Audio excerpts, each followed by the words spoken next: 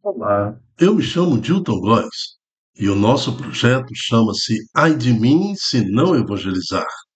E dentro desse projeto nós temos o programa que é o Reflexão do Dia. É um programa diário com o objetivo de estudo das palavras que compõem a liturgia do dia. Hoje, a reflexão do dia, 10 de setembro de 2024, 23ª semana do tempo comum, terça-feira. Santo do dia, São Nicolau de Tolentino, protetor das almas do purgatório. Século XIII. Nicolau nasceu em Marcas em 1245, na diocese de Fermo, Itália. Desde os 7 anos de idade, suas preocupações eram as orações, o jejum e uma enorme compaixão pelos menos favorecidos. Desde criancinha, ingressou na Ordem dos Agostinianos e no ano de 1274 ele foi ordenado sacerdote. Nicolau possuía carisma e dons especiais. Sua pregação era alegre e consoladora na providência divina, o que tornava seus sermãos empolgantes. Tinha um grande poder de persuasão pelo seu modo simples e humilde de viver e praticar a fé, sempre na oração e na penitência, cheio de alegria em Cristo. Com seu exemplo, levava os fiéis a praticar a penitência, a visitar os doentes e encarcerados e dar assistência aos pobres. Essa mobilização de pessoas em torno do ideal de levar o consolo à palavra de Deus aos necessitados dava-lhe grande satisfação e alegria. São Nicolau de Tolentino nos ensina, então, a viver com humildade e santidade a nossa vida. Rogai por nós. Minha família é santa. Estamos reunidos em nome do Pai, do Filho e do Espírito Santo. Amém. Na primeira leitura de hoje, em 1 Coríntios, capítulo 6, de 1 a 11, Paula nos dá um sinal daqueles que alcançarão a vida eterna. Então, nós temos aí um receituário, né? É como caminhar numa estrada, numa viagem, e ter aquelas placas. Cuidado, quebra-mola à frente, curva perigosa à direita, acentuada à esquerda, está chegando a tantos quilômetros, você vai chegar numa determinada cidade. Então, são sinais para que a gente possa realmente confirmar a nossa caminhada. Vamos ao texto. Irmãos, quando um de vós tem uma questão com o outro, como se atreve a entrar na justiça perante os injustos, em vez de recorrer aos santos? Será que ignorais que os santos julgarão o mundo? Ora, se o mundo está sujeito ao vosso julgamento, seríeis acaso indignos de deliberar e julgar sobre as questões tão insignificantes? Ignorais que julgaremos os anjos? Quanto mais coisas desta vida. No entanto, se tendes estas questões a resolver, recorrei a juízes que a igreja não pode recomendar. Isso digo para a confusão vossa. Será então que aí entre vós não se encontra ninguém sensato e prudente que possa ser juiz entre irmãos? Ao invés disso, irmão contra irmão vai a juízo, e isso perante os infiéis. Aliás, já é uma grande falta haver processo entre vós. Porque não suportais antes a injustiça? Porque não tolerais antes ser prejudicado? Pelo contrário, vós é que cometeis injustiças e fraudes, e isso contra o irmão. Porventura ignorais que pessoas injustas não terão parte no reino de Deus? Não vos iludais, nem imorais, nem idólatras, nem adúlteros, nem efeminados, nem pederastas, nem ladrões, nem avarentos, nem beberrões, nem insolentes, se nem salteadores terão parte no reino de Deus. E vós, isto é, algum de vós, éreis isso, mas fostes lavado, foste santificado, foste justificado pelo nome do Senhor Jesus Cristo e pelo Espírito do nosso Deus. Palavra do Senhor. Graças a Deus. Então, esse texto da carta de Paulo, ele fala no versículo 3: Irmãos, ignorais que os justos, os separados, aqueles que vivem no batismo do Senhor, aqueles que estão ligados à Santa Mãe Igreja, aqueles que testemunham Cristo com as suas vidas, ignorais que julgaremos os anjos, né? Então tem um juízo final, tem um juízo final. A igreja espera a segunda vinda do Senhor Jesus, que há de julgar os vivos e os mortos. Se você pegar Apocalipse 12, partindo do princípio teológico, né? É um estudo que é questionado por muitos teólogos, mas um terço dos anjos caíram, né, junto com o dragão, né? A cauda do dragão precipitou um terço das estrelas, né? Se a gente for ligar isso à queda dos anjos, um terço daqueles que serviam o Senhor seguiram o dragão, então há de julgar os vivos e os mortos. A igreja estará presente no julgamento. É com a igreja que tudo acontecerá. O Cristo há de voltar em glória para julgar os vivos e os mortos. Então, o apóstolo Paulo fala no versículo 3: ignorais que julgaremos os anjos? Hã? Se referindo a este um terço. A vida é isso: ou nos alinhamos a um terço de anjos decaídos, ou a dois terços de anjos que servem ao Senhor. Satanás significa eu não servirei. Isso é o nome de Satanás. Eu não servirei, não servirei. Né? Então, quando nós praticamos imoralidades, idolatrias, quando praticamos adultérios, efeminados, está aqui na palavra, pederastas, né? Pessoas que não têm nenhum tipo de pudor, quando nós praticamos toda forma de moralidade, quando ele fala nem ladrões, nem avarentos, nem beberrões, nem insolentes, nem salteadores terão parte no reino de Deus. Tudo isso, quando nós praticamos, nós estamos nos associando a um terço de anjos decaídos, àqueles que servem a Satanás e não a Deus. Né? Porque aqueles que servem fazem parte do dois terços dos anjos que servem ao Senhor. Um terço, dois terços. É isso que nós temos que decidir na nossa vida. A quem servirei? Né? A quem eu permito que esteja do meu lado? Anjos de Satanás ou anjos de Deus? É uma decisão fácil, aparentemente, de ser tomada. Mas quero lembrar como Paulo termina essa primeira carta. E vós, isto é, algum de vós, erais exatamente isso: idólatra, ladrão, avarento, beberrões, insolentes, efeminados, mas fostes lavados, fostes santificados, fostes justificados pelo nome do Senhor Jesus e pelo Espírito do nosso Deus. Ou você acha que só tinha santinho do lado dos apóstolos que formaram aí com Jesus aquele time tão vitorioso que nos trouxe a santificação e a igreja?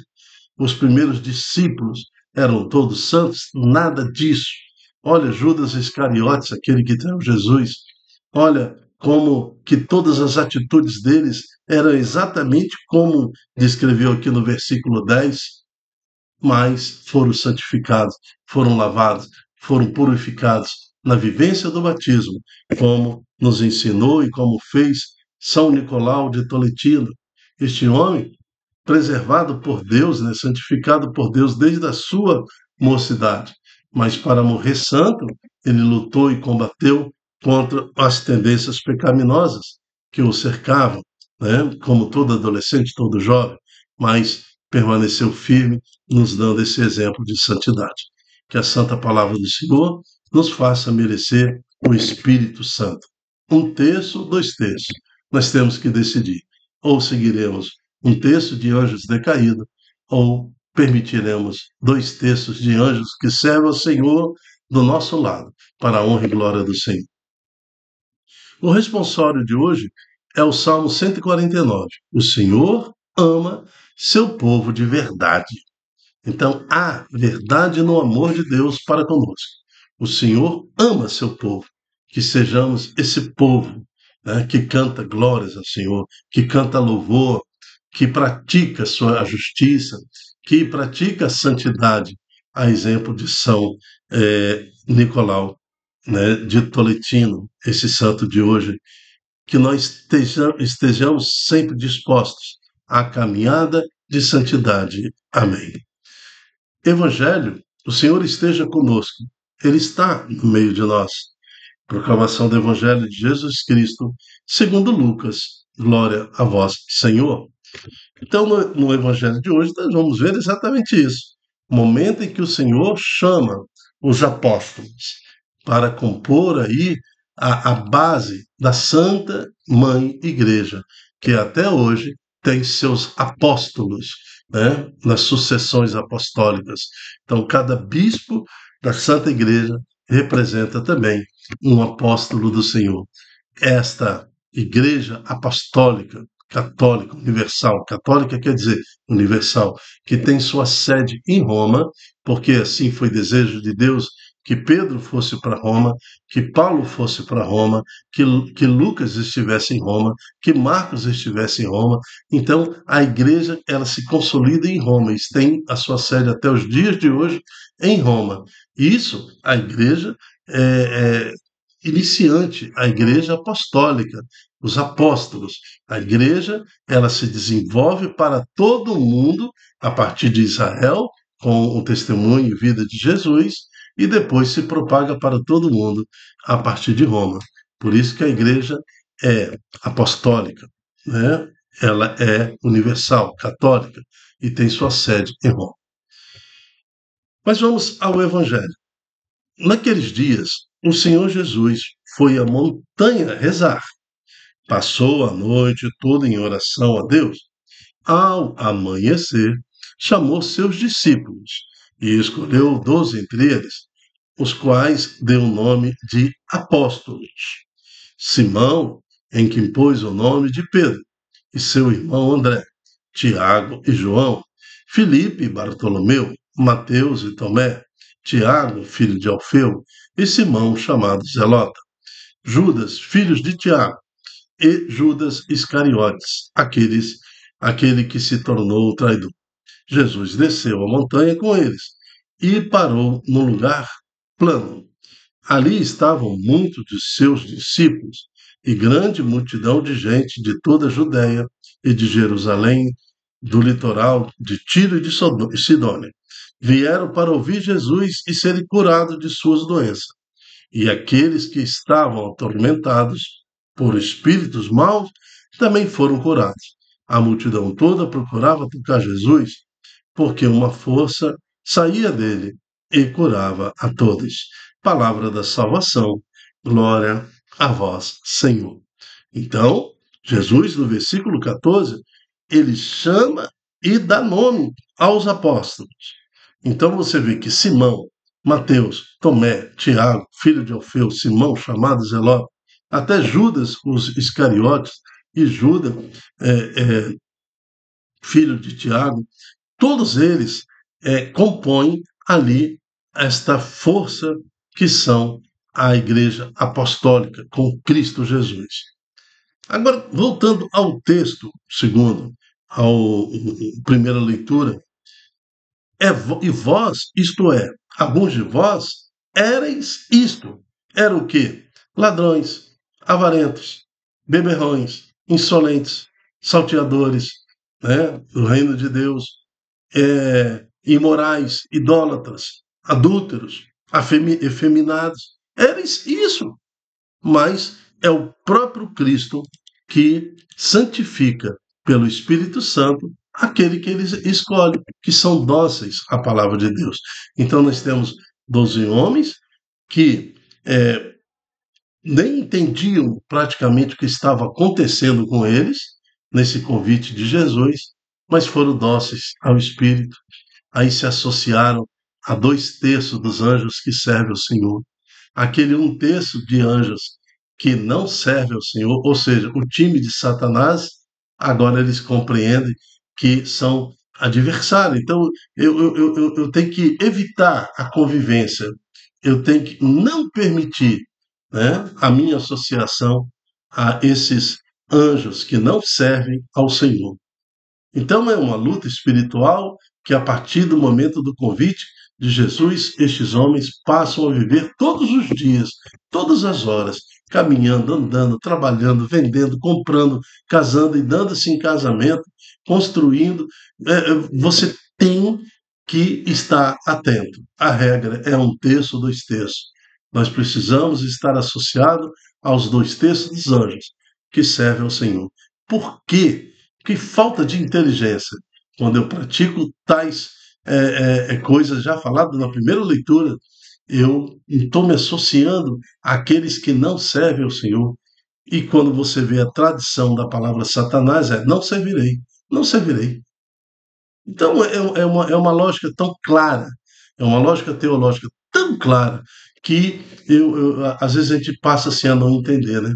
Não entender como que a pessoa consegue se associar a 1/3 de anjos que já caíram, decaídos, e cuja primeira leitura fala que os santos do Senhor há de julgar inclusive os anjos.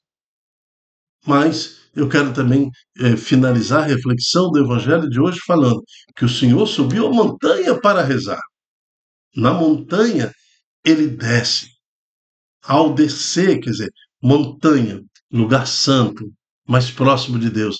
Mas Jesus, quando escolhe os apóstolos, ele desce ao plano nosso, terreno, ele desce, entenda isso. E ali ele convida os apóstolos. E ele fala mais ainda, ele desceu e depois foi atender a população no lugar plano, no lugar plano. Se você pegar lá o versículo 16, 17, né? Jesus desceu da montanha e com eles e parou no lugar plano, ou seja, é no plano humano, na nossa vivência cotidiana, que a igreja há de atuar.